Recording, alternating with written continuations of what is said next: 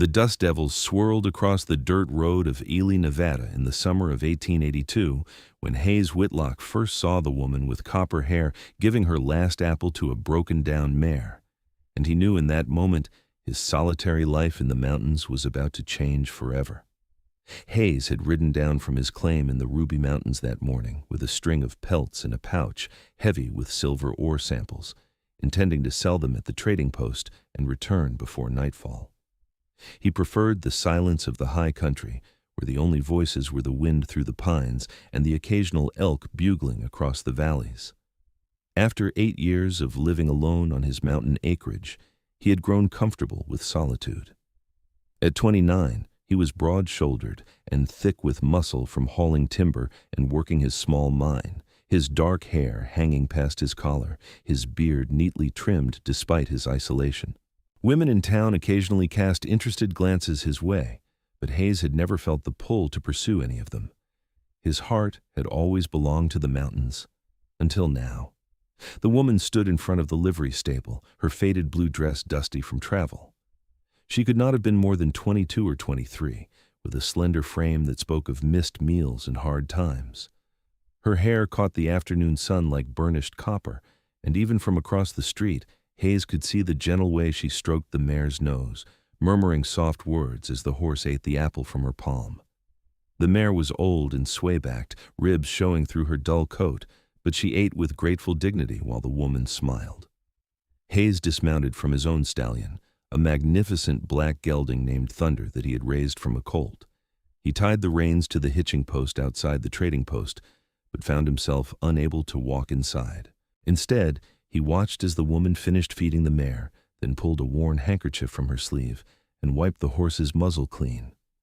She whispered something that made the mare's ears prick forward, then turned to walk away.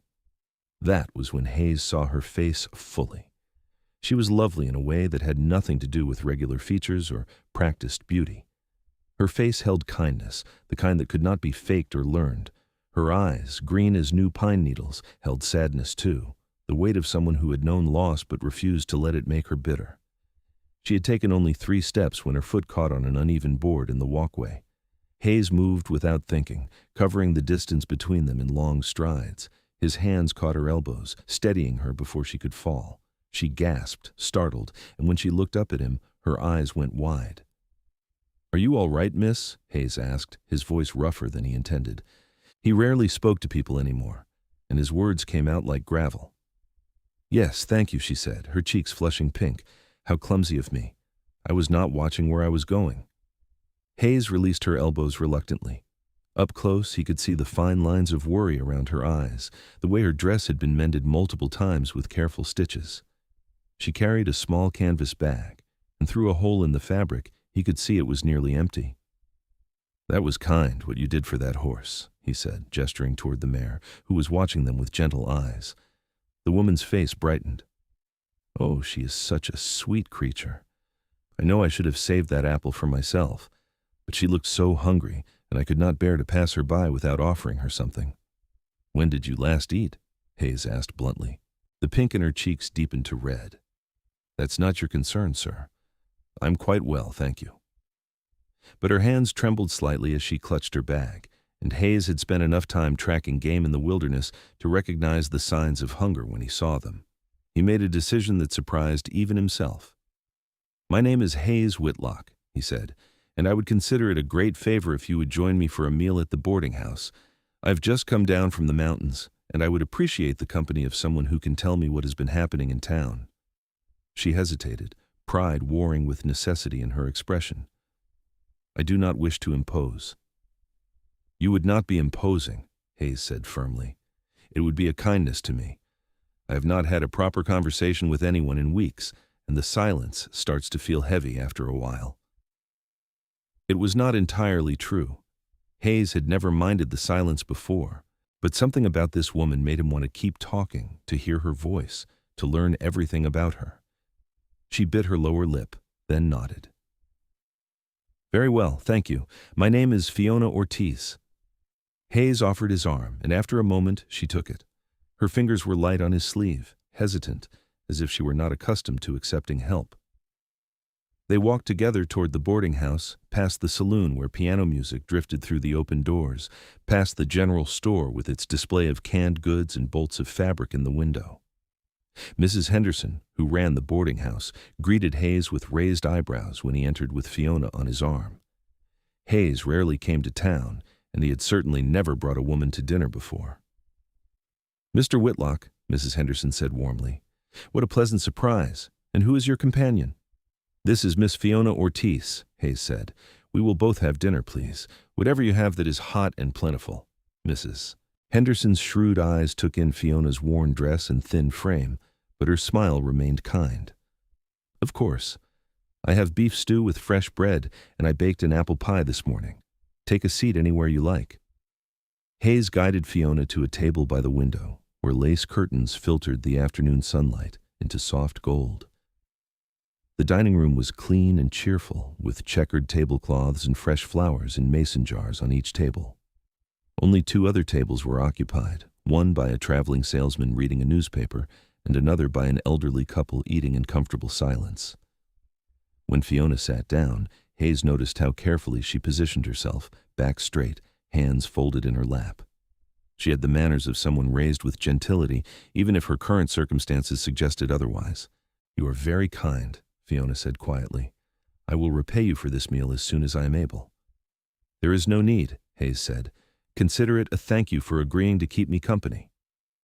Mrs. Henderson brought out 2 bowls of stew, thick with chunks of beef, potatoes, carrots, and onions. The bread was still warm from the oven, with butter melting into its crusty surface. Hayes watched as Fiona stared at the food, her eyes suddenly bright with unshed tears. "Miss Ortiz?" he asked gently. She blinked rapidly and picked up her spoon. "Forgive me. It has been some time since I have seen such abundance." Hayes felt something tighten in his chest. He waited until she had taken several bites, eating with the careful control of someone trying not to appear too desperate, before he spoke again. "Are you new to Ely?" Fiona nodded, swallowing. "I arrived yesterday on the stage from California. I came here seeking work, but I am afraid my prospects are not as promising as I had hoped." "What kind of work are you looking for?" "Anything respectable," she said. "I can cook, clean, mend clothing, tend to children. I was a school teacher in Sacramento, but the school closed when the town started to empty out. People moved on to find better opportunities, and I decided I should do the same." "Why Ely?" A shadow crossed her face. "My husband was from Nevada. He always spoke of how beautiful it was, the wide open spaces and the mountains. When he died 2 years ago, I wanted to see the places he had loved." "I am sorry for your loss," Hayes said, and meant it, even as a small, selfish part of him was relieved that she was a widow, not a married woman. "Thank you," Fiona said. "It was a fever, very sudden. He was a good man, but we had only been married for 6 months when he passed." She spoke matter-of-factly, but Hayes heard the grief underneath. He knew something about loss himself. His own parents had died in a cholera outbreak when he was 19, and his younger sister had married and moved east shortly after. He had not seen her in 6 years. "Have you found a place to stay?" Hayes asked. Fiona's expression became guarded. "I've been sleeping in the livery stable. The owner said I could stay there for 3 nights in exchange for mucking out the stalls. Last night was my 2nd night." The thought of this gentlewoman sleeping on hay in a stable made Hayes's jaw tighten. "That is not acceptable." "It is all I can afford at the moment," Fiona said, lifting her chin. "I will manage until I find work."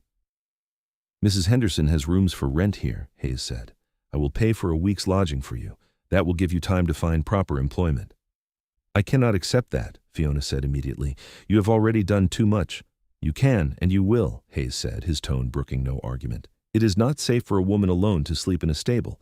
There are drifters and miners who pass through this town, and not all of them are honorable men." Fiona looked like she wanted to argue, but her shoulders sagged slightly. "Why are you doing this? You do not know me." Hayes met her eyes. "I saw you give your last apple to a hungry horse. That tells me everything I need to know about your character." For a long moment, they simply looked at each other. Hayes felt something shift in the air between them, a connection he had never experienced before. It was like standing on a cliff edge, exhilarating and terrifying at once. Fiona was the first to look away, her cheeks flushed again. "Then I accept," With gratitude. But I insist on repaying you once I have found work. We can discuss that later, Hayes said. They finished their meal in more comfortable silence. Hayes found himself watching the way Fiona savored each bite, the way she carefully wiped her bowl clean with the last piece of bread. When Mrs. Henderson brought out generous slices of apple pie, Fiona actually smiled with delight. "I have not had apple pie since I left Sacramento," she said. "My mother used to make the most wonderful pies. She would slice the apples paper thin and add just a touch of cinnamon." "What happened to your parents?" Hayes asked. "They died when I was 17. Yellow fever. I was away visiting my aunt and escaped the illness, but they both passed within days of each other." Fiona took a bite of pie, her eyes distant. "That is when I became a school teacher. I needed to support myself, and I had always loved children." "Do you want children of your own someday?" The question came out before Hayes could think better of it. It was too personal, too forward, but Fiona did not seem offended. Instead, she smiled softly. "Very much. I always imagined having a house full of children, teaching them to read and explore the world. But life does not always follow the path we envision for it." "No," Hayes agreed. "It does not." After they finished eating, Hayes spoke with Mrs. Henderson and paid for a week's lodging, despite Fiona's protests. He also bought Fiona a hot bath and asked Mrs. Henderson if she had any spare dresses that might fit. Mrs. Henderson, who was a romantic at heart beneath her practical exterior, produced 2 dresses that had belonged to her daughter before she married and moved to Virginia City. One was a simple gray work dress, and the other was a deep green that would match Fiona's eyes perfectly. "She left these behind, and they are just gathering dust in my closet," Mrs. Henderson said. "You would be doing me a favor by taking them, dear." Fiona looked like she might cry again. "Everyone in this town is so kind." "Not everyone," Mrs. Henderson said darkly, "but the good ones make up for the bad. Now, you go get yourself cleaned up, and Mr. Whitlock, you can come back tomorrow if you want to check on our guest." It was a gentle dismissal, but Hayes recognized it for what it was. He nodded and turned to Fiona. "I will be in town for a few days, selling my goods and buying supplies. If you need anything, you can leave word with Mrs. Henderson." "Thank you," Fiona said, her voice thick with emotion. "I do not know how to repay your kindness."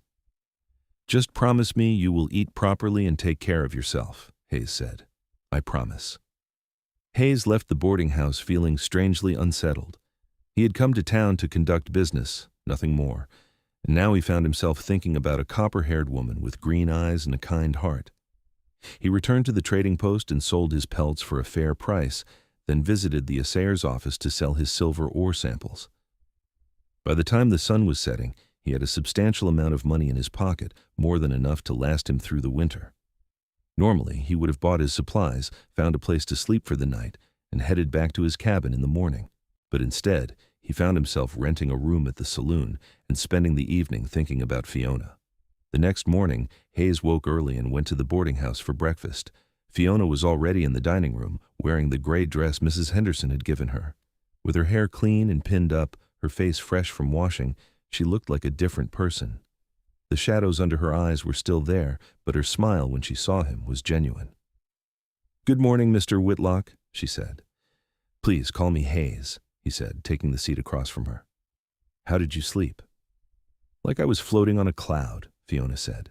"I had forgotten what a real bed felt like, and Mrs. Henderson brought me hot water for washing last night. I felt like royalty." Hayes smiled. "I am glad." Over breakfast, which consisted of eggs, bacon, and fresh biscuits with honey, Hayes found himself telling Fiona about his life in the mountains. He described his cabin, which he had built himself from timber he had cut and hauled. He told her about his small silver mine, which provided enough income to keep him comfortable without the backbreaking labor of the large commercial operations. He spoke of the wildlife he encountered, the elk and deer, the occasional mountain lion, the eagles that nested in the high peaks. Fiona listened with rapt attention, asking questions that showed genuine interest. "It sounds lonely," she said finally. "Do you not miss having people around?" "I thought I preferred it," Hayes admitted. "I came to the mountains after my parents died and my sister left. I wanted to get away from people, from the noise and crowds. But lately, I've been wondering if perhaps I was running away rather than running toward something." "And now?" Hayes met her eyes. Now I'm beginning to think that maybe solitude is not the same as peace. A flush crept up Fiona's neck.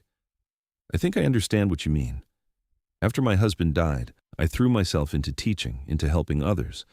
But there were nights when the loneliness felt like a physical weight on my chest. You do not have to be lonely anymore, Hayes said quietly. What do you mean? Hayes took a breath. What he was about to suggest was impulsive, maybe even foolish, but he could not shake the feeling that Fiona was meant to be in his life. Stay in Ely. Let me help you get established here. You said you were a school teacher. This town needs a school. Most of the children here have no formal education. I have no resources to start a school, Fiona said. I would need books, slates, a building to teach in. What if I helped with that? Hayes asked. I have money saved, and I have been looking for a way to give back to this community. Education is important. Fiona shook her head. I cannot ask you to do that. You have already done so much. You're not asking. I am offering. Hayes leaned forward. Miss Ortiz, I do not pretend to understand what is happening between us, but I know that meeting you has changed something in me. I want to help you. I want to see you succeed here. And selfishly, I want to have a reason to come to town more often. Fiona's eyes widened. Mr. Whitlock, are you saying what I think you are saying? I am saying that I find you remarkable, Hayes said simply. I am saying that in one afternoon you have made me feel more alive than I have felt in years. I am saying that I would like the opportunity to know you better, if you are willing.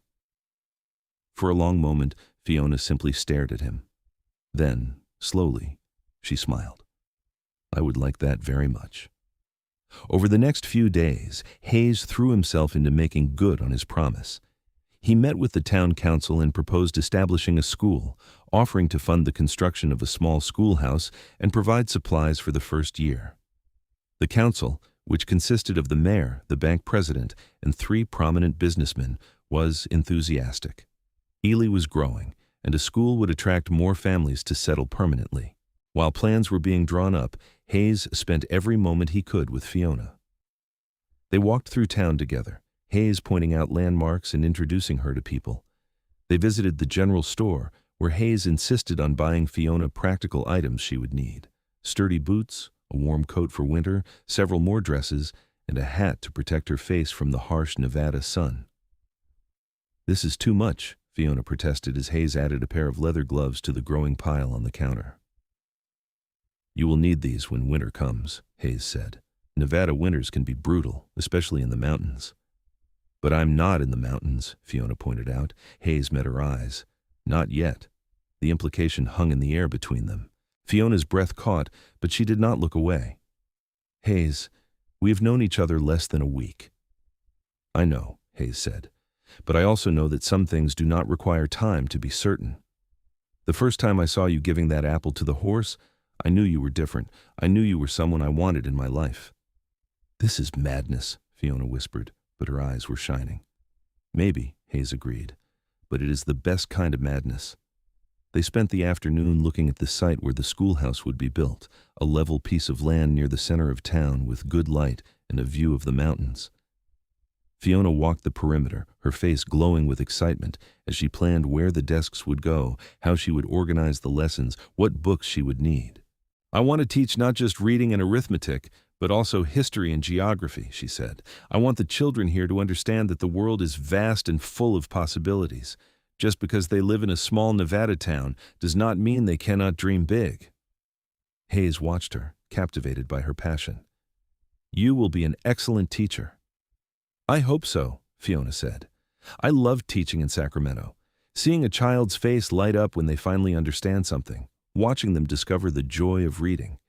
It is the most rewarding feeling in the world. That evening, Hayes took Fiona to the livery stable to see the old mare she had fed on that first day. The mare nickered when she saw Fiona approach, pressing her nose against the bars of her stall. Hello, sweetheart, Fiona murmured, stroking the mare's face. How are you today? The livery owner, a gruff man named Pete Larson, wandered over. That old girl is really taken to you, miss. Been watching the door all day like she was waiting for something. May I give her a carrot? Fiona asked.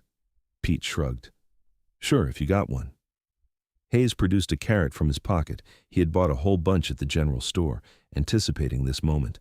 Fiona looked at him, surprised, then broke into a delighted laugh. "You planned this," she accused playfully. "Maybe," Hayes said, grinning. Fiona fed the mare the carrot piece by piece, talking to her in a soft voice. "You are such a beautiful lady. Yes, you are. Someone should be taking better care of you." Pete snorted. "She is past her useful years. Owner abandoned her 6 months ago. I've been letting her stay because I have the space, but I cannot afford to keep feeding a horse that cannot work." "What will happen to her?" Fiona asked, alarmed.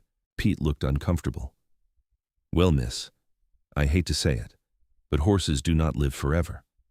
When an animal gets too old or sick to be useful, sometimes the kindest thing is to put them down." Fiona's hand stilled on the mare's nose. "You cannot do that. She is still healthy, just old. She deserves better than that." "I'm not saying I want to," Pete said defensively. "I'm just saying that is the reality of things." Hayes saw the distress in Fiona's eyes and made another impulsive decision. "How much?" Pete blinked. "How much for what?" "For the mare. How much to buy her?" "Hayes, no," Fiona said quickly. "You cannot keep buying things for me." "I am not buying her for you," Hayes said, though that was exactly what he was doing. "I am buying her for myself. I've been thinking about getting another horse anyway. Thunder could use some company." It was a transparent lie, but Pete either did not notice or did not care. He stroked his chin thoughtfully. "Well, she's not worth much in her condition. I would say $20 would be fair." "Done," Hayes said, pulling out his wallet. Fiona looked like she did not know whether to laugh or cry. "Hayes Whitlock, you are impossible." "So I've been told," Hayes said, handing Pete the money. "Can you keep her here until I am ready to take her up to my place?"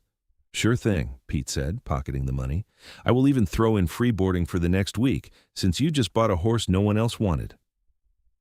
After they left the stable, Fiona stopped in the middle of the street and turned to Hayes. "Why did you do that?" "Because you cared about that horse," Hayes said simply.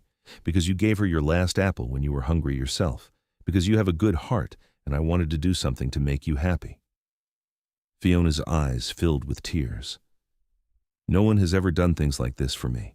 My husband was a kind man, but he was not demonstrative. He showed his love through reliability and steadiness, not grand gestures." "I am not trying to make grand gestures," Hayes said, stepping closer. "I'm just trying to show you that someone sees you, that someone values who you are." A tear spilled down Fiona's cheek. Hayes reached up and gently wiped it away with his thumb. The touch sent electricity through both of them. Fiona drew in a sharp breath, and Hayes let his hand linger on her cheek. "Fiona," he said, his voice rough with emotion. "Yes? I know this is fast. I know we have only just met, but I need you to know that my feelings for you are genuine. This is not some passing fancy. I want to court you properly, if you will allow it." Fiona covered his hand with hers, pressing it against her cheek. "I feel it too," she whispered, "this connection between us. It frightens me, how intense it is." "Does that mean you are willing to give this a chance?" Hayes asked. "Yes," Fiona said. "Yes, I am willing." Hayes felt like his heart might burst from his chest.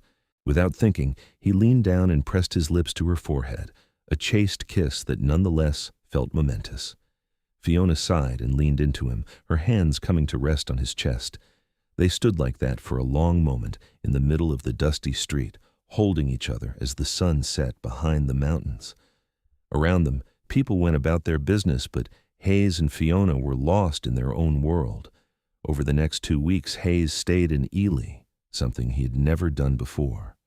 Usually, he could not wait to return to his mountain sanctuary, but now he found himself reluctant to leave. He helped with the construction of the schoolhouse, using his woodworking skills to craft desks and shelves. He ordered books from San Francisco and arranged for their shipment to Ely. He spent every evening with Fiona, walking through town, talking about everything and nothing. They learned each other's stories. Hayes told her about growing up in Missouri, about his father's farm and his mother's garden.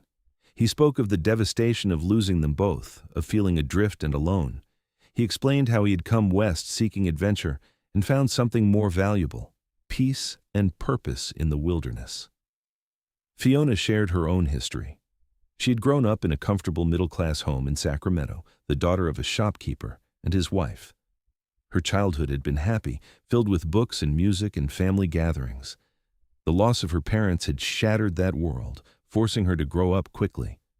Her marriage to Daniel Ortiz had been born of loneliness and a desire for security, but it had been a good marriage nonetheless, even if it was brief. "I think Daniel would have liked you," Fiona said one evening as they sat on the porch of the boarding house, watching fireflies dance in the gathering darkness.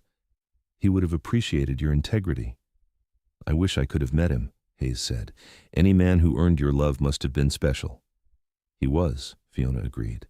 "But he is gone, and I am here, and I am learning that it is possible to honor the past while still embracing the future." Hayes took her hand, lacing their fingers together. "I'm glad you see it that way." As the schoolhouse neared completion, Hayes knew he could not put off returning to his cabin any longer. He had responsibilities, livestock to tend, a mind to work, but the thought of leaving Fiona even temporarily felt like tearing off a part of himself. "Come with me," he said suddenly one morning over breakfast. Fiona looked up from her eggs, startled. "What?" "Come to the mountains with me," Hayes said. "I want you to see where I live, what my life is like. The schoolhouse will not be ready for another week anyway, and you have already interviewed and hired an assistant teacher to help you. Come see my home." "Hayes, I cannot just go off into the mountains with you," Fiona said, her cheeks reddening. "What would people think?" "They would think I am courting you, which I am," Hayes said. "And if you are concerned about propriety, we can ask Mrs. Henderson to come as a chaperone." "I am not going up into the mountains," Mrs. Henderson said flatly when Hayes proposed the idea. She had been refilling their coffee cups and overheard the conversation. "My knees are not what they used to be, and I have a business to run. But I will say this. Miss Ortiz, you are a grown woman and a widow. You do not need permission to make your own choices. If you want to see Mr. Whitlock's home, then go see it. Anyone who wants to gossip about it can take their business elsewhere." Fiona bit her lip, torn between desire and caution. Hayes waited, letting her make the decision on her own terms. Finally, she nodded. "All right, I will come, but just for a few days." Hayes felt a surge of triumph. "A few days is perfect. We will leave tomorrow morning." They departed Ely at dawn, Hayes on Thunder, and Fiona riding the old mare, whom she had named Clementine. Hayes had spent the previous afternoon working with the mare, brushing her coat until it shone and treating a few minor cuts on her legs. With good food and care, Clementine was already looking healthier, her eyes brighter, her step more energetic. The ride into the Ruby Mountains took most of the day. The terrain grew steeper and rockier as they climbed, the sagebrush giving way to juniper and pinon, then to ponderosa pine and aspen. The air grew cooler and thinner, scented with resin and wildflowers. Fiona gazed around in wonder, taking in the vast vistas and the deep silence broken only by birdsong and the sound of their horses' hooves on stone. "It is so beautiful," she breathed. "I have never seen anything like this." "Wait until you see the view from my cabin," Hayes said, pride evident in his voice. They stopped to rest and water the horses at a mountain stream, crystal clear and cold as ice. Fiona knelt by the water and splashed her face, laughing at the shock of it. Hayes watched her, thinking that she looked like she belonged here, like she had always been meant to be part of this wild landscape. As the sun began its descent, they reached Hayes's property. The cabin sat in a high meadow, surrounded by towering pines and with a view that stretched for miles across the valley below. It was solidly built, with a stone chimney and a wide front porch. Behind it were a barn, a chicken coop, and the entrance to Hayes' mine, a dark opening in the hillside shored up with timber. "Oh, Hayes," Fiona said, her voice filled with awe. "This is wonderful." Hayes helped her dismount, his hands spanning her waist. For a moment they stood close, her hands on his shoulders, his hands on her waist, both of them acutely aware of the intimacy of the moment. "Welcome to my home," Hayes said softly. He showed her around the property, pointing out the vegetable garden he kept, the smokehouse where he preserved meat, the root cellar dug into the hillside. He introduced her to his chickens, a motley collection of hens who provided eggs and the occasional roasted dinner. He showed her the pasture where he kept 2 milk cows and a goat. "You are remarkably self-sufficient," Fiona observed. "I have to be," Hayes said. The nearest neighbor is 10 miles away. If I need something, I either make it myself or do without. Inside, the cabin was sparse but comfortable. The main room served as kitchen, dining area, and living space, with a stone fireplace taking up one wall. A large handmade table dominated the center of the room, and several chairs carved from pine were arranged around it. Shelves held tin plates, cups, and a few books. A ladder led to a loft where Hayes slept. I have a guest room as well, Hayes said, opening a door to reveal a small bedroom with a narrow bed and a chest of drawers. My sister used to visit before she moved east. You can stay here. Thank you, Fiona said, relieved. She'd been wondering about the sleeping arrangements. That evening, Hayes cooked dinner: venison steaks, potatoes roasted in the coals, and green beans from his garden. They ate on the porch as the stars came out, bright and numerous in the clear mountain air. Fiona had never seen so many stars. In Sacramento, there were too many lights, she said. The sky never looked like this. This is one of the things I love most about living here, Hayes said. The stars remind me that I'm part of something vast and ancient. It puts my problems in perspective. They talked late into the night, their conversation flowing easily. Fiona told him about her dreams for the school, the lessons she wanted to teach, the difference she hoped to make. Hayes listened intently, asking questions, offering suggestions. He found himself imagining a future where Fiona taught in town during the week and came to the mountains on weekends, bridging his two worlds. Over the next 3 days, Hayes showed Fiona every part of his life. He took her into the mine, showing her the silver vein he was working and explaining how he extracted and processed the ore. Fiona found it fascinating, asking dozens of questions about geology and mining techniques. They hiked to a hidden waterfall, where the spray created perpetual rainbows, and the pool below was deep enough for swimming. They picked wild berries and startled a herd of elk grazing in a clearing. One afternoon, Hayes took Fiona to a spot he had never shown anyone else, a rocky outcropping that jutted from the mountainside, offering a panoramic view of the entire valley. They sat on the sun-warmed stone, their shoulders touching, and watched clouds cast moving shadows across the landscape below. I come here when I need to think, Hayes said, or when I am feeling overwhelmed. There is something about seeing everything laid out below that makes my problems seem smaller. I can understand why, Fiona said. It is humbling and exhilarating at the same time. Hayes turned to look at her. The wind had loosened some of her hair from its pins, and copper strands blew across her face. Her skin was sun-kissed, her eyes bright. She had never looked more beautiful. Fiona, he said, I need to tell you something. She turned to him expectant. What is it? I'm falling in love with you, Hayes said simply. I know it is too soon. I know we have only known each other for a few weeks, but I cannot deny what I feel. You have changed everything for me.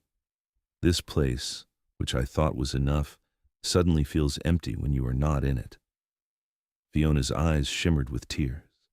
Hayes, I feel the same way. It terrifies me how quickly this has happened, but I cannot imagine going back to a life without you in it. Hayes cupped her face in his hands, his thumbs stroking her cheeks. Then do not go back. Stay with me. Teach your school, build your life here, but at the end of each day, come home to me. Are you asking me to marry you? Fiona whispered. Not yet, Hayes said. I want to ask you properly when the time is right, but I am asking you to build a life with me, to give us a real chance. I know I live up here in the wilderness and your work is down in Ely, but we can make it work. I will come to town more often. I will build you whatever you need to be comfortable. I will do whatever it takes. You already do, Fiona said, and then she closed the distance between them and kissed him. It was their first real kiss, and it was everything. Hayes wrapped his arms around her, pulling her close as her hands tangled in his hair. The kiss was tender and passionate, full of promise and possibility. When they finally pulled apart, both were breathless. I love you, Fiona said. I love you, Hayes Whitlock. And I love you, Fiona Ortiz, Hayes replied. They sat on the outcropping until the sun began to set, holding each other and talking about the future. Hayes spoke of expanding his cabin, adding rooms for a family. Fiona talked about the school and her hopes for her students. They discussed practical matters, how to balance their different lives, where they would live. But underlying all of it was the certainty that they would find a way, because neither of them wanted to imagine a future apart. When they returned to the cabin as darkness fell, something had shifted between them. They were no longer two separate people testing the waters, but rather partners, committed to building something together. That night, Hayes kissed Fiona goodnight at the door to the guest room, a long, slow kiss that promised more when the time was right. The next morning, Hayes had a surprise. "Come with me," he said after breakfast, leading her to the barn. Inside, 5 horses stood in stalls, all in various stages of poor condition. There was a gelding with a scarred shoulder, a mare with a crooked leg, a young colt who was painfully thin, and 2 others who looked like they had seen hard use. "I have been collecting them," Hayes said. "When I go to town and see a horse that is being mistreated or is about to be destroyed, I buy them if I can afford it. I bring them here, give them food and care, and usually after a few months they are healthy enough to sell to good homes. I make sure they go to people who will treat them right." Fiona stared at him, tears streaming down her face. "You save them." "I try," Hayes said. "I saw how much Clementine meant to you, and I realized that it is not just you who has a soft heart for animals. I have been doing this for 2 years, but I never told anyone. I was afraid people would think I was foolish, wasting money on useless horses." "It is not foolish," Fiona said fiercely. "It is beautiful and kind and exactly the sort of thing that made me fall in love with you." She threw her arms around him, and Hayes held her tight, feeling like his heart might overflow. They spent the rest of the morning tending to the horses together, Fiona crooning to each one, learning their personalities and their stories. Hayes explained what was wrong with each horse and what he was doing to help them heal. "This is what I want to do," Fiona said suddenly. "Not instead of teaching, but in addition to it. I want to help you save these horses. We could expand, create a real sanctuary. You could build more stalls, and I could help with their care on the weekends." Hayes looked at her amazed. "You would want to do that?" "Of course," Fiona said. "This is important work. These animals deserve a second chance, just like people do." An idea began to form in Hayes's mind. What if we could do even more? What if we created a place where children from town could come to learn about horses and animal care? It could be part of their education, teaching them responsibility and compassion. Fiona's face lit up. "That's a wonderful idea. We could bring small groups up here, maybe once a month. They could see how the horses are rehabilitated, maybe even help with the care." They spent the rest of the day planning, their ideas building on each other. By the time evening came, they had sketched out a vision for something remarkable. A combination school program and horse sanctuary that would serve the community and save countless animals. That night, as they sat on the porch watching the stars, Hayes said, "I have something for you." He disappeared into the cabin and returned with a small wooden box. Inside was an apple, perfectly preserved in beeswax. "I kept the core from that first apple you gave to Clementine," Hayes said. "I extracted the seeds and preserved one of them like this. I wanted you to have it as a reminder of the day we met." Fiona held the box, her eyes welling up again. "Hayes, this is the most thoughtful gift anyone has ever given me." "There is more," Hayes said. "Behind the cabin, I have been clearing land. Next spring, I'm going to plant an orchard. Apple trees from the seeds of that apple and from saplings I order from California.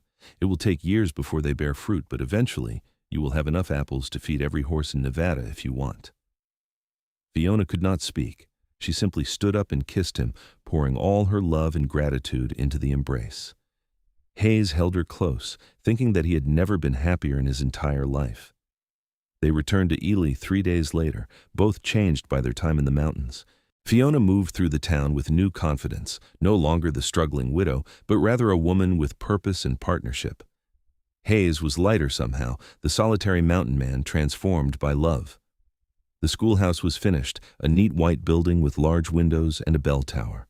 Fiona threw herself into preparing for the first day of school, organizing supplies, planning lessons, and meeting with parents. Hayes helped her, building bookshelves and a desk, hanging maps on the walls. One evening, a month after that first meeting, Hayes took Fiona to the old mare in the livery stable. But when they arrived, the stall was empty. "Where is Clementine?" Fiona asked Pete Larson, alarmed. Pete grinned. "Mr. Whitlock came by this morning and moved her, said he needed her for something special." Confused, Fiona let Hayes lead her through town toward the outskirts where the land opened up into fields. As they crested a small hill, Fiona gasped. Before them stretched a newly constructed stable, much larger than anything in town. Inside were a dozen stalls, and in those stalls were horses. Clementine, the 5 horses from Hayes's barn in the mountains, and 5 more that Hayes had purchased in recent weeks, all of them rescues, in need of care. "I thought you should have a stable of your own," Hayes said, "a place where you can keep the horses during the week when you are teaching. On weekends, we can bring them up to the mountain property where there is more space for them to run. But this way, you can check on them every day, and you can bring students here to learn about their care." "Hayes," Fiona breathed, "this must have cost a fortune." "That silver vein I've been mining turned out to be richer than I thought," Hayes said, "and I cannot think of a better way to spend the money than creating something that makes you happy." Fiona walked through the stable in a daze, greeting each horse. They were all thin, all damaged in some way, but they were alive and safe and cared for. Clementine nickered when she saw Fiona, pressing her nose against the stall door. "Hello, sweet girl," Fiona murmured, stroking the mare's face. "Look at your beautiful new home." When she turned back to Hayes, she found him down on one knee, holding a ring. It was simple but beautiful, a silver band with a small turquoise stone, the color of the Nevada sky. "Fiona Ortiz," Hayes said, his voice thick with emotion, "you gave your last apple to a horse, and in doing so, you gave me a reason to believe in love again. You have filled my life with purpose and joy. Will you marry me? Will you build a life with me, saving horses and teaching children and growing old together under these big Nevada skies?" Tears streamed down Fiona's face as she nodded. "Yes," she said. "Yes, Hayes, I will marry you." Hayes slipped the ring onto her finger and stood, sweeping her into his arms. They kissed as the sun set behind them, surrounded by the gentle sounds of horses and the knowledge that they had found something rare and precious, a love worth fighting for. They married 6 weeks later, in the fall of 1882, in a simple ceremony at the new schoolhouse. The entire town turned out for the wedding, bearing witness as Hayes and Fiona pledged their lives to each other. Mrs. Henderson cried happy tears and provided a wedding cake that was the talk of the town for weeks. Pete Larson brought Clementine, bedecked with ribbons, to stand as an honorary witness. After the wedding, Hayes and Fiona settled into a rhythm that worked for both of them. During the week, Fiona taught at the school in Ely, living in the small house Hayes had purchased for them near the stable. She spent every afternoon at the stable, caring for the horses and teaching children about animal husbandry. The students adored the horses, and many of them volunteered to help with feeding and grooming. On weekends, Hayes and Fiona would ride up to the mountain cabin, bringing horses that needed extra care or simply enjoying their time together in the wilderness. Hayes continued to work his mine, but he cut back his hours, preferring to spend time building the orchard he had promised Fiona and expanding the barn to accommodate more rescued horses. The orchard took root that first spring, tiny saplings that Hayes tended with the same devotion he showed Fiona. He built a fence around it to protect it from deer and rabbits, and he installed an irrigation system that drew water from the mountain stream. Fiona would often find him in the orchard in the early morning, talking to the trees as if they were children. "They need encouragement," Hayes explained when she teased him about it, "just like people do." As the months passed, the horse sanctuary grew. Word spread about what Hayes and Fiona were doing, and people from across the region began bringing them horses that needed help. Some were old, like Clementine. Others had been injured or abused. A few were simply unwanted, the offspring of workhorses that no one had use for. Hayes and Fiona took them all. They hired 2 local men to help with the work, building more stalls and fencing more pastures. The sanctuary became a fixture in Ely, a place where people knew their animals would be treated with kindness and respect. Fiona's school thrived as well. She started with 15 students that first year, children ranging in age from 6 to 14. By the second year, she had 30 students and had to hire a second assistant teacher. Her innovative approach, which included hands-on learning at the horse sanctuary and field trips to Hayes's mine to learn about geology, made her school popular with families throughout the region.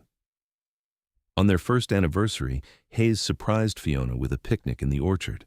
The trees were still small, barely waist high, but they were healthy and green. Hayes had spread a blanket beneath one of the largest saplings and prepared a feast. Cold chicken, fresh bread, cheese, strawberries, and a bottle of wine purchased specially for the occasion. "To 1 year," Hayes said, raising his glass. "To 1 year," Fiona echoed, clinking her glass against his. "And to many more." "Have you been happy?" Hayes asked. "Truly happy?" "Happier than I ever imagined I could be," Fiona said. "You have given me so much, Hayes. A home, a purpose, and a love that makes every day feel like a gift." "You have given me the same," Hayes said. "Before I met you, I thought I was content, but I was really just existing. You taught me the difference between solitude and loneliness, between living and truly being alive." They made love that afternoon under the apple trees, slow and tender, reaffirming their commitment to each other. Afterward, they lay tangled together on the blanket, watching clouds drift across the impossibly blue sky. "I want to have a baby," Fiona said quietly. "I know we have only been married a year, and we are so busy with the school and the sanctuary, but I want to have your child, Hayes. I want to create a family with you." Hayes rolled to face her, his hand coming to rest on her flat stomach. "I want that too," he said. "I want a house full of children, teaching them to read and ride and care for the land." "Boys or girls?" Fiona asked, smiling. "Both," Hayes said firmly. "Lots of both." 3 months later, Fiona discovered she was pregnant. She told Hayes one evening as they were grooming horses together in the stable. He had been brushing a young colt who had arrived the previous week, malnourished and scared, when Fiona walked up and took his hand, placing it on her belly. "There is a baby in here," she said simply. Hayes stared at her, his eyes widening. "Are you certain?" "As certain as I can be," Fiona said. "I have missed 2 cycles, and I have been feeling queasy in the mornings. I saw the doctor today, and he confirmed it. We are going to have a baby, Hayes." Hayes dropped the brush and pulled Fiona into his arms, lifting her off her feet and spinning her around. The colt, startled, whinnied and danced in his stall, but Hayes barely noticed. All he could think about was that he was going to be a father, that Fiona was going to give him a child. "I love you," he said fiercely. "I love you so much, Fiona." "I love you too," Fiona said, laughing and crying at the same time. The pregnancy was relatively easy. Fiona continued teaching through the first few months, though she had to sit down more often and take breaks when the nausea hit. Hayes was excessively protective, insisting she reduce her hours at the sanctuary and refusing to let her lift anything heavy. Fiona tolerated his fussing with good humor, understanding that it came from love. As her belly grew, Hayes found himself talking to it the way he talked to his apple trees, telling the baby about the world it would soon enter, about the mountains and horses and the love that awaited it. Their son was born on a warm June night in 1884, after 10 hours of labor.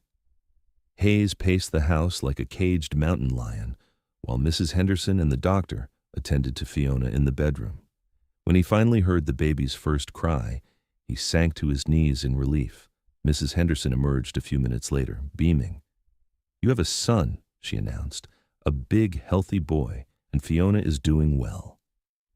Hayes rushed into the bedroom to find Fiona propped up against pillows, exhausted but radiant, holding a swaddled bundle. The baby had a shock of dark hair and was waving tiny fists in the air, clearly displeased at having been thrust into the world. "Meet your son," Fiona said softly. Hayes sat on the edge of the bed, and Fiona placed the baby in his arms. He was so small, so fragile, and Hayes had never held anything so precious.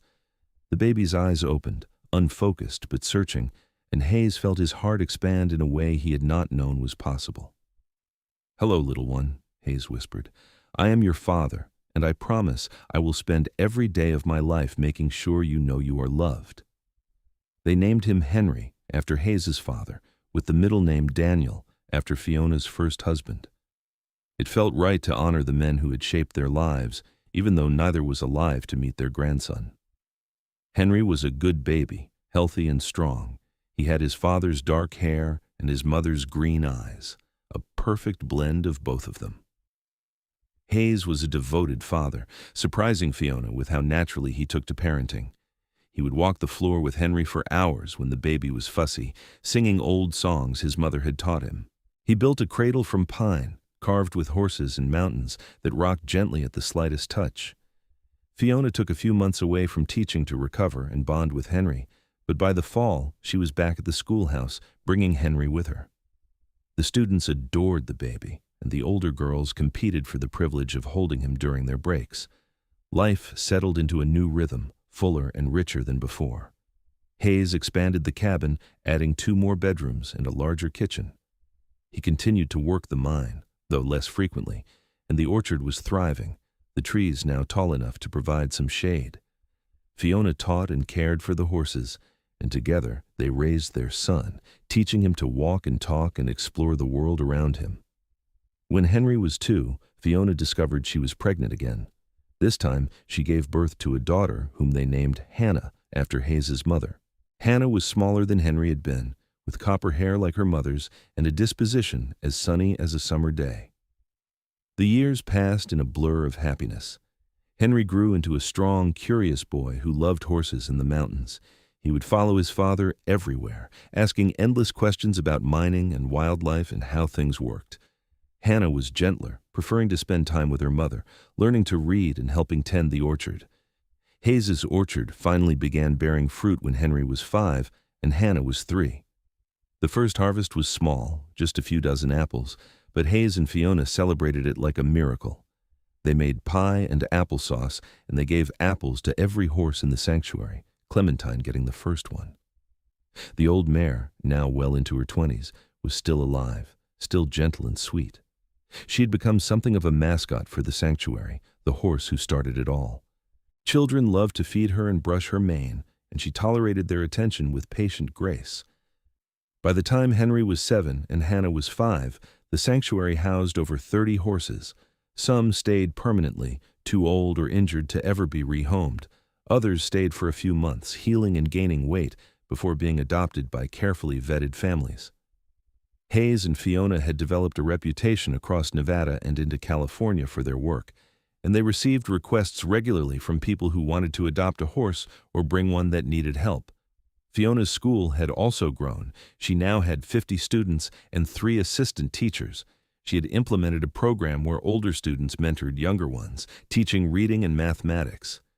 She had also started offering evening classes for adults who had never learned to read, an initiative that was wildly popular among the miners and their families.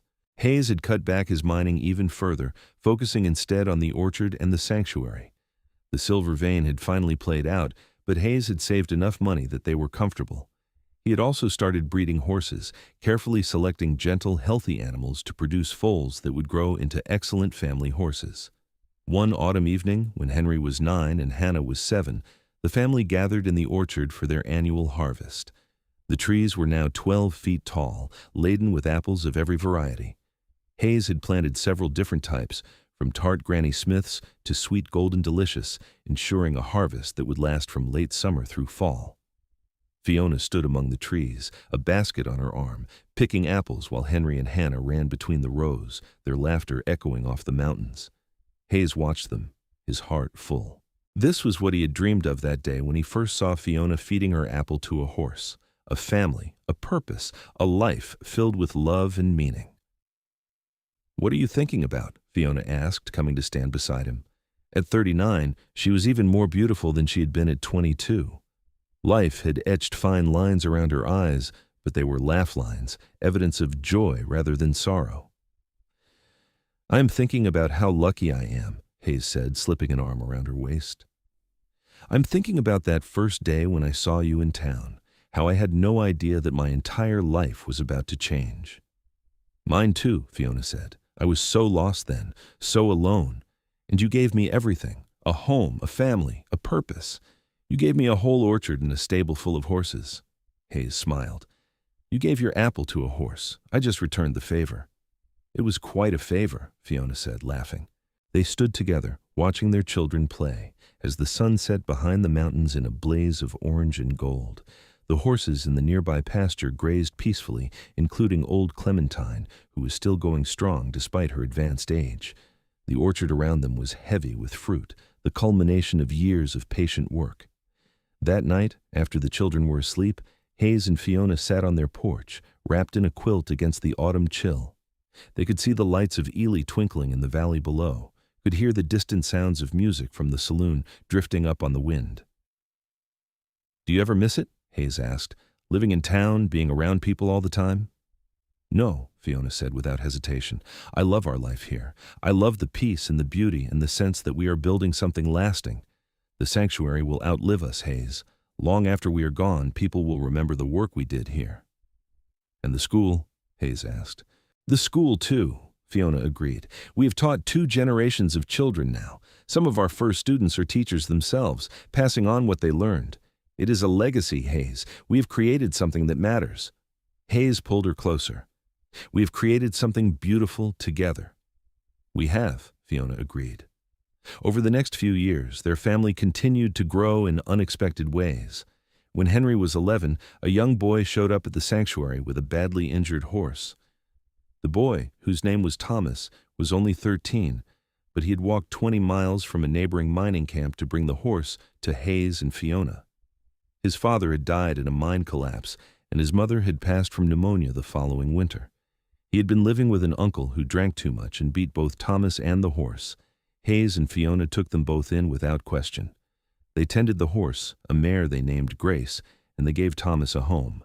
He was shy at first, traumatized by his experiences, but the combination of hard work, good food, and unconditional love slowly brought him back to life. He bonded with Henry immediately, and the 2 boys became as close as brothers. 3 years later, a 6-year-old girl named Mary arrived at their door with a sheriff. Her parents had been killed by outlaws, and there were no living relatives willing to take her. The sheriff had heard about Hayes and Fiona, about their kindness and their work with children and animals, and he hoped they might foster her until a permanent home could be found. Fiona took one look at the terrified little girl, her big brown eyes swimming with tears, and knew that Mary had already found her permanent home. They adopted her formally within 6 months, and Hannah finally had a sister. By the time Hayes turned 45 and Fiona 43, they had 4 children. Henry, now 16 and towering over his father with the same broad shoulders and dark hair. Hannah, 14 and as lovely and kind as her mother. Thomas, 17 and working the sanctuary with a skill and dedication that made Hayes proud. And Mary, 9 and already showing signs of becoming an excellent horsewoman. The orchard had grown to cover 5 acres, producing hundreds of bushels of apples each year. They sold some, gave many away, and used the rest to make cider, preserves, and dried apple rings. True to Hayes's promise, there were enough apples to feed every horse in the sanctuary, with plenty left over. Clementine finally passed in her sleep at the age of 28, an exceptional lifespan for a horse. They buried her in a meadow overlooking the valley, under a young apple tree that Hayes had grown from seed. Fiona wept as they laid her to rest, remembering that first day when she had given the old mare her last apple and set in motion a series of events that had changed her entire life. "She was special," Fiona said, wiping her eyes. "She was," Hayes agreed. "She brought us together." They planted a marker at the grave, a simple wooden cross with Clementine's name and the words, "She started it all," carved beneath. As Hayes and Fiona entered their 50s, they gradually began to step back from the day-to-day work of the sanctuary and the school. Henry and Thomas took over most of the operations of the sanctuary, proving themselves capable and compassionate managers. Hannah became a teacher at her mother's school, beloved by her students for her patience and creativity. Mary, at 15, was training to become a veterinarian, working with a traveling animal doctor who passed through the region several times a year. Hayes finally had time to pursue a project he had been dreaming about for years, writing a book about horse rehabilitation and care. He spent months compiling his notes and observations, creating a comprehensive guide that would help others establish their own sanctuaries. Fiona helped him edit and organize the material, and together they produced a manuscript that was eventually published by a press in San Francisco. The book was a surprise success, selling thousands of copies across the West. Hayes received letters from people who had been inspired by his work, who had started their own rescue operations, or simply began treating their animals with more kindness. It was gratifying to know that their influence was spreading far beyond Ely. On their 20th wedding anniversary, Hayes took Fiona back to the rocky outcropping where he had first told her he was falling in love with her.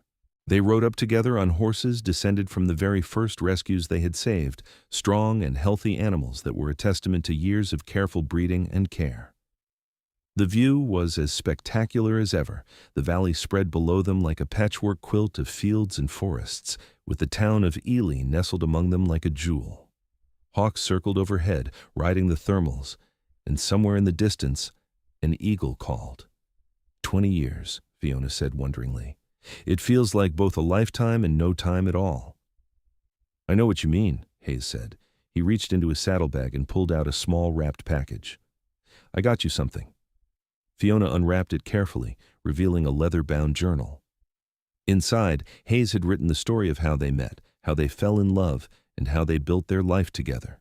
He had illustrated it with small sketches, Fiona feeding the apple to Clementine, the schoolhouse, the orchard, the children. It was beautiful and personal and perfect. Hayes, Fiona whispered, her eyes filling with tears for what felt like the 1,000th time in their marriage. This is the most wonderful gift. I wanted our story preserved, Hayes said. I wanted our children and grandchildren to know how we began and how much I loved you from the very start. Fiona kissed him, long and deep, and they held each other as the sun moved across the sky. After all these years, the passion between them had not dimmed. If anything, it had grown stronger, tempered by shared experiences and deepened by mutual respect. As they rode back down the mountain, Fiona said, Have I told you lately that you gave me everything I ever dreamed of? You have, Hayes said, but I never get tired of hearing it. Well, it is true, Fiona said. I gave an apple to a horse, and you gave me a whole orchard, a stable full of horses, a family, and a love that has sustained me through 2 decades. You are the best man I have ever known, Hayes Whitlock. And you are the best thing that ever happened to me, Fiona Whitlock, Hayes replied. The years continued to pass, gentle and full. Henry married a young woman from Ely and built a house on the edge of the sanctuary property, taking over more and more of the daily operations. He and his wife gave Hayes and Fiona their first grandchild, a robust boy they named William. And Hayes spent hours showing his grandson the orchard and the horses, telling him the story of how it all began. Thomas married as well, to a quiet girl who had been one of Fiona's students. They settled in town, where Thomas opened a business breeding and training horses, using the techniques he had learned at the sanctuary. Mary, after completing her training, became the first female veterinarian in the region, traveling throughout Nevada and California to treat animals. Hannah remained at the school, eventually taking over as headmistress when Fiona retired at 60. Hayes and Fiona spent their later years in peaceful contentment. They maintained a small section of the orchard themselves, tending the original trees that Hayes had planted from Fiona's apple seeds.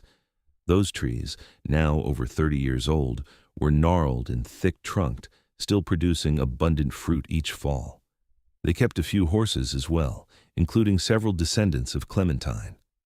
One mare in particular, whom they named Hope, had the same gentle eyes and patient disposition as her great-great-grandmother. Fiona doted on her, and Hayes often found his wife in the stable, talking to Hope the way she had once talked to Clementine. On a crisp October morning, when Hayes was 64 and Fiona 62, they walked through the orchard together, surveying the year's harvest. The trees were heavy with fruit, red and gold and green, and the air smelled of autumn and apples. "Do you remember what you told me that first day?" Fiona asked. "When you bought me dinner at the boarding house?" "I said many things," Hayes replied, smiling. "Which particular thing are you remembering?" "You said that meeting me made you feel more alive than you had felt in years," Fiona said. "You said you wanted to know me better." "And did I get to know you?" Hayes asked. "Hayes." "Better than anyone," Fiona said. "You know me in ways I do not even know myself sometimes." Hayes stopped walking and turned to face her. "And you know me the same way. You saw past the rough mountain man to the lonely soul underneath. You gave me a reason to come down from my isolation and rejoin the world." "We saved each other," Fiona said simply. "We did," Hayes agreed. They stood together in the orchard, surrounded by the fruit of their labors, literal and metaphorical. Around them, the sanctuary hummed with life. Horses grazing in the pastures, children visiting with their parents to learn about animal care, volunteers mucking stalls and filling water troughs. The schoolhouse in town was full of students, learning and growing under the tutelage of their daughter and her staff. It was a legacy built on a simple act of kindness, a woman giving her last apple to a hungry horse. That small gesture had blossomed into something magnificent, touching countless lives and creating ripples that would extend far into the future. As they walked back to the house, their hands clasped together, Hayes thought about all the years they had shared, all the joys and challenges and everyday moments that had woven together to create their life. He thought about the first time he had seen Fiona, the way his heart had recognized her, even before his mind understood what was happening. "I would do it all again," he said suddenly. Fiona looked at him, puzzled. "Do what again?" "All of it," Hayes said. "Every moment, every choice, every challenge. If I could go back to the beginning, knowing everything that would happen, I would not change a single thing. Because every step led me to you, and you to me, and to this life we built together." Fiona squeezed his hand, her eyes bright. "I would not change anything either. Not one single moment." That evening, the entire family gathered for dinner, a tradition they maintained every Sunday. The house was full of noise and laughter. Henry's children running through the rooms, Thomas and his wife discussing their latest breeding project, Mary sharing stories from her travels, Hannah planning next term's curriculum. Hayes sat at the head of the table, Fiona at his side, and looked around at the faces of the people they loved. This was what mattered. Not the silver he had pulled from the mountains or the acres they owned or the accolades Fiona had received for her teaching. What mattered was this: family, love, and a life lived with purpose and compassion. After dinner, when the children and grandchildren had gone home and the house was quiet again, Hayes and Fiona sat on their porch, wrapped in blankets against the evening chill. The stars were brilliant overhead, the same stars that had watched over them for more than 30 years. "Tell me the story again," Fiona said. "Which story?" Hayes asked, though he knew. "Our story," Fiona said. "Tell me about the day we met." So Hayes told her, recounting every detail as if it had happened yesterday instead of decades ago. He described seeing her feed the apple to Clementine, the way the sun had lit her hair like copper fire. He told her about the decision he made in that instant to approach her, to help her, to open himself to the possibility of love. He spoke of their courtship, their wedding, the birth of their children, the building of the sanctuary and the school. Fiona listened with her eyes closed, a smile on her face, even though she had heard the story 100 times before. It never got old, this tale of how a lonely mountain man and a struggling widow had found each other and built something beautiful. When Hayes finished, Fiona opened her eyes and looked at him. "You know what the best part of that story is?" "What?" Hayes asked. "It does not have an ending," Fiona said. "We are still living it, still writing new chapters. As long as we are together, the story continues." "Then I hope it continues for many more years," Hayes said. "So do I," Fiona agreed. They sat together in comfortable silence, listening to the night sounds, owls hooting, horses shifting in their stalls, the wind rustling through the apple trees. The sanctuary and the orchard would outlast them, passing to their children and grandchildren, a living testament to what love and dedication could accomplish. But for now, Hayes and Fiona were content to simply be, to exist in this moment of peace and fulfillment. They had given each other so much over the years: support, laughter, challenge, growth, and most of all, love. A love that had started with a simple act of kindness and grown into something that would echo through generations. As the stars wheeled overhead and the mountains stood eternal guard, Hayes Whitlock and Fiona Whitlock held hands and knew themselves to be blessed among all people. They had found each other against all odds, had built a life of meaning and purpose, and had loved each other with a ferocity and tenderness that transcended time. The woman had given an apple to a horse, and the mountain man had given her a whole orchard and a stable full of horses. But more than that, they had given each other the greatest gift of all, a love that would last forever, a partnership that had changed the world in small but significant ways, and a story that would be told and retold long after they were gone, inspiring others to look for love in unexpected places and to believe that one small act of kindness could change everything. And they lived happily, surrounded by family and purpose, until the end of their long and joyful days, their love story complete and perfect, a testament to the transformative power of compassion, generosity, and the courage to open one's heart to the possibility of love.